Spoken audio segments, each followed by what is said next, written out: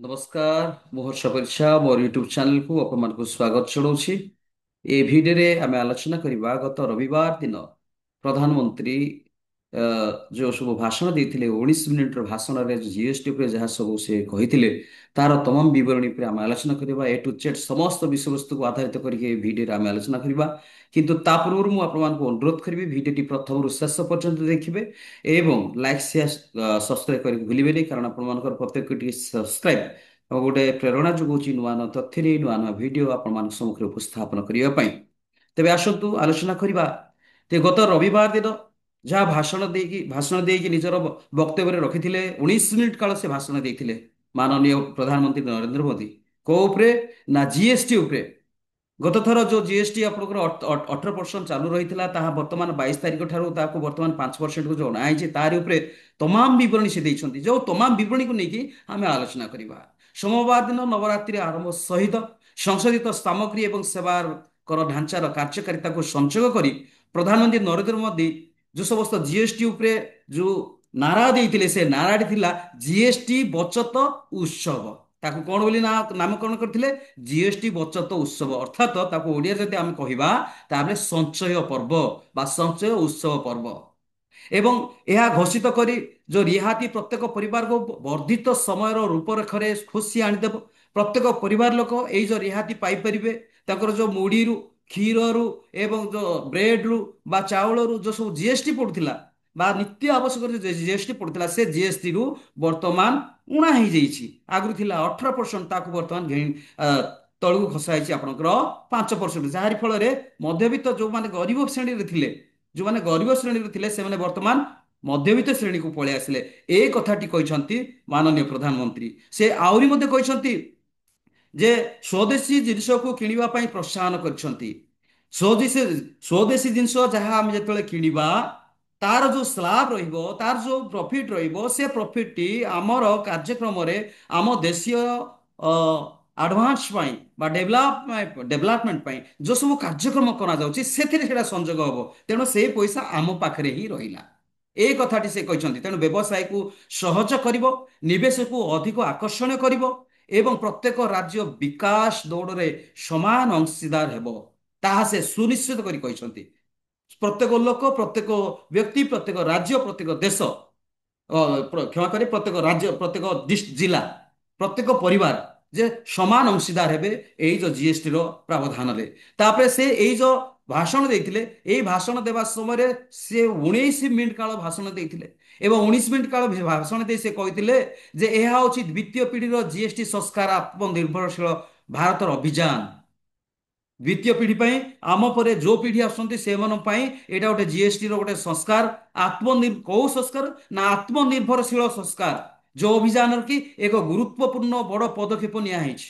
କଣ ସେ ପଦକ୍ଷେପ?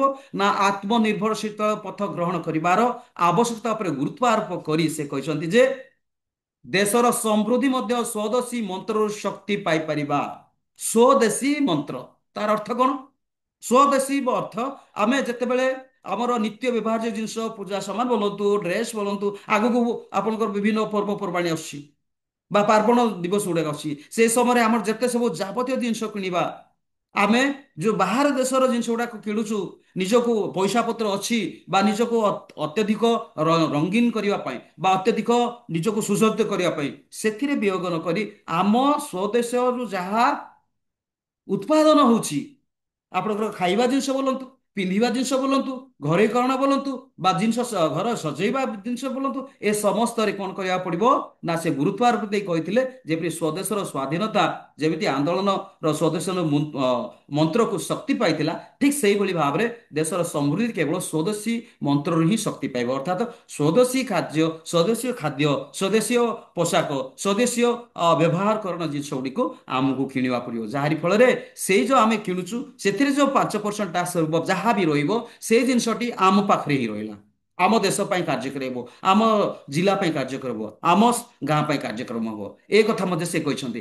ଆହୁରି ନରେନ୍ଦ୍ର ମୋଦୀ ମାନନୀୟ ପ୍ରଧାନମନ୍ତ୍ରୀ ସେ କହିଛନ୍ତି ଯେ ବିକାଶ ପାଇଁ ପ୍ରୟାସର ଏମଏସଏମଇ, ଯୋଉଟା କି ଆମେ ଓଡ଼ିଆରେ ତାକୁ ଯଦି କହିପାରିବା ସୂକ୍ଷ୍ମ କ୍ଷୁଦ୍ର ଏବଂ ମାଧ୍ୟମ ଉଦ୍ୟୋଗ, ତାର ଏକ ବଡ ଭୂମିକା ରହିଛି। ସେ ମାଧ୍ୟମରେ ମଧ୍ୟ ବିକାଶ ବା ସମାଜର ଉନ୍ନତିକରଣ କରାଯାଇ ପାରିବ ଏ କଥା ମଧ୍ୟ ସେ କହିଛନ୍ତି। ଏବଂ ସେ ଆହୁରି କହିଛନ୍ତି ଆତ୍ମନିର୍ଭରଶୀଳତା ପଥ ଗ୍ରହଣ କରିବାକୁ ପଡ଼ିବ ନିଜ ନିଜକୁ, ପ୍ରତ୍ୟେକ ବ୍ୟକ୍ତି, ପ୍ରତ୍ୟେକ ପରିବାର। କାରଣ ୟା ପୂର୍ବରୁ ଯୋଉ ସବୁ ଲଦି ଦିଆଯାଇଥିଲା, କର ଲଦି ଦିଆଯାଇଥିଲା ସମସ୍ତଙ୍କ ଉପରେ 18% ଜିଏସଟି, ଯାହାକି ଅତ୍ୟନ୍ତ ଦୁର୍ଭାଗ୍ୟଜନକ ଥିଲା ବା ଅସୁବିଧା ଥିଲା। ଲୋକମାନେ ଗରିବରୁ ଗରିବ ଥିଲେ ଏବଂ ଦୁଇ ମୁଠା ଖାଇବାକୁ ବି ପାଇପାରୁନଥିଲେ, ଏ କଥା ବି ସେ କହିଛନ୍ତି। ତେଣୁ ସେ ଆଉ କହିଛନ୍ତି ଦେଶର ଲୋକମାନଙ୍କୁ କଣ ଆବଶ୍ୟକ, ଯାହା ଆମେ ଦେଶ ମଧ୍ୟରେ ଉତ୍ପାଦନ କରିପାରିବା ସେଇ ଜିନିଷ ହିଁ ଆମେ କିଣିବା। ଯାହା ବି ଆବଶ୍ୟକ, ସକାଳୁ ଉଠିଲା ଠାରୁ ଶୋଇବା ପର୍ଯ୍ୟନ୍ତ ଆମେ ଯେତେ ସମସ୍ତ କାର୍ଯ୍ୟକ୍ରମକୁ ଆମେ ଆପଣଉଛୁ ବା କିଣୁଛୁ, ଖାଉଛୁ, ପିଉଛୁ, ପିନ୍ଧୁଛୁ ବା ବ୍ୟବହାର କରୁଛୁ, ତାର ସମସ୍ତ ଜିନିଷ ସ୍ୱଦେଶୀ ଜିନିଷକୁ କିଣିବା ପାଇଁ ସେ ନାରା ଦେଇଥିଲେ।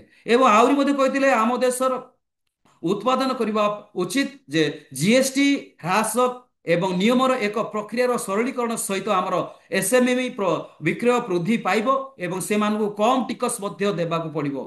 ଯେଉଁମାନେ ଆପଣଙ୍କର ଏସଏମଇ ଜରିଆରେ ଯେଉଁ ସବୁ ପ୍ରଡକ୍ଟ ଗୁଡାକ ବାହାର କରୁଛନ୍ତି, ହଳଦୀ ବୋଲନ୍ତୁ ବା ଆପଣଙ୍କର ଯେକୌଣସି ମାଣ୍ଡିଆ ପ୍ରସ୍ତୁତି ଜିନିଷ ବୋଲନ୍ତୁ ବା ଯେକୌଣସି ଜିନିଷ କୁହନ୍ତୁ ଯୋଉଟା ତିଆରି ହେଇ ଚାଲିଛି, ସେ ସମସ୍ତ ଯୋଉଟା ଆପଣଙ୍କର ବାହାରକୁ ଦିଆଯାଉ ବା ବିକ୍ରୟ କରାଯାଉଛି, ସେ ବିକ୍ରୟ କରିବା ସମୟରେ ସେମାନେ ଲାଭବାନ ହେବେ, ଲାଭବାନ ହେବେ।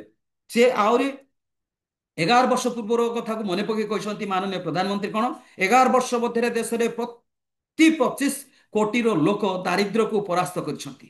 11 ବର୍ଷ ମଧ୍ୟରେ, ଏଇ ଯୋଉ 11 ବର୍ଷ ଭିତରେ ଯୋଉ ଲଢେଇ ହେଇଛି ଜିଏସଟି ଉପରେ, ତ 25 କୋଟି ଲୋକ ଦାରିଦ୍ର୍ୟକୁ ପରାସ୍ତ କରିଛନ୍ତି।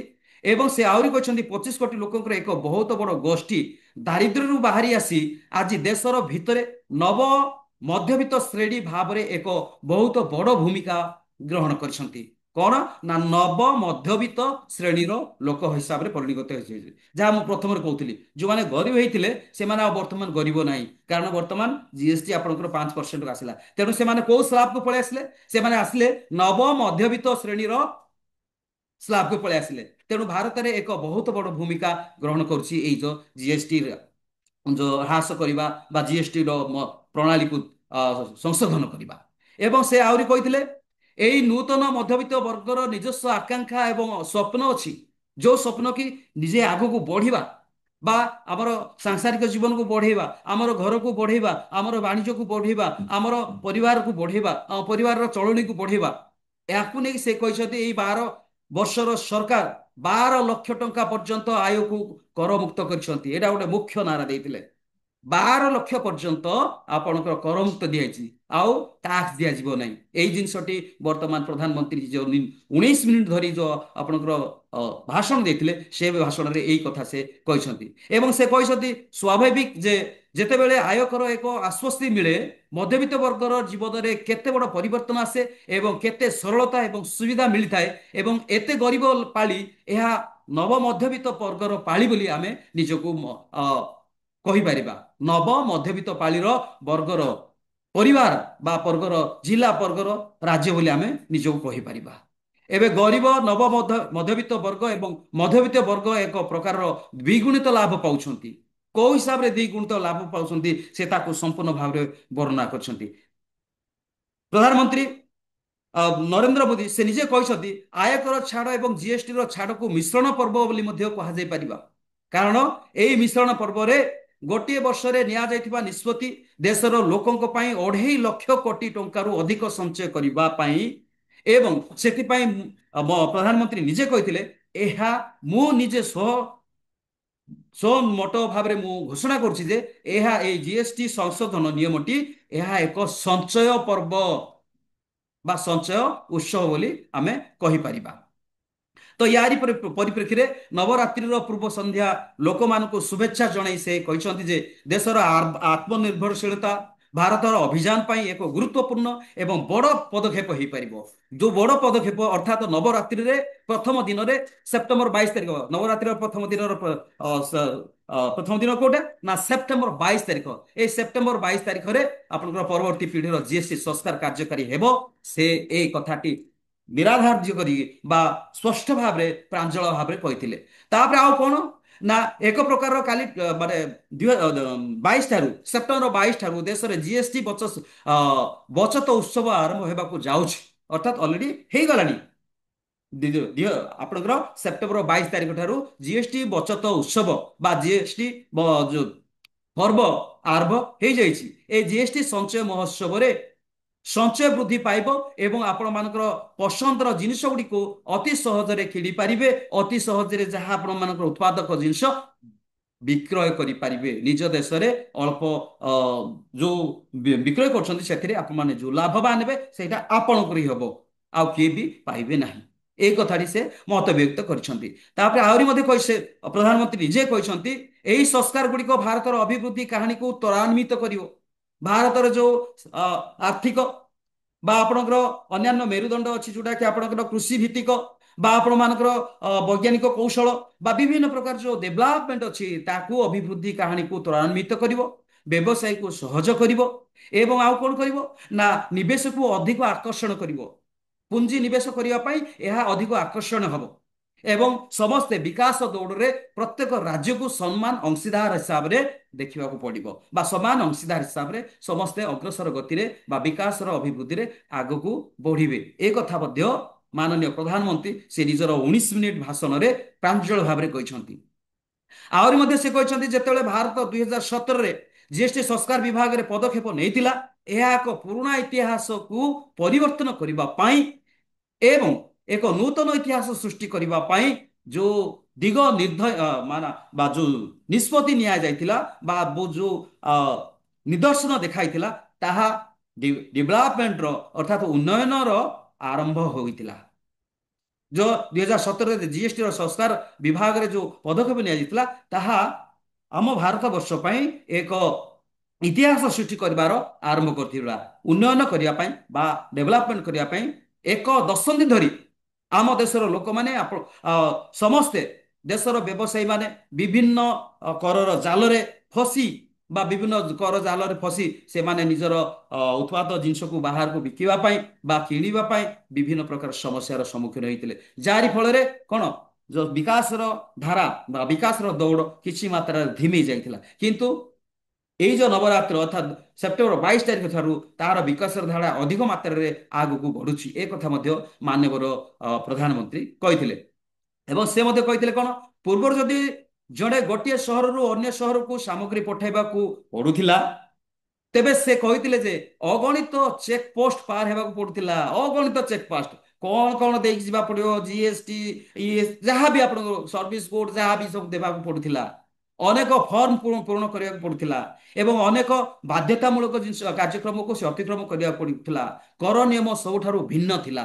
ଯୋଉ ଜିଏସଟି ଟ୍ୟାକ୍ସ ଦେବାର ବା ଜିଏସଟି ଦେବାର କର ନିୟମଟି ସମ୍ପୂର୍ଣ୍ଣ ଭିନ୍ନ ଥିଲା।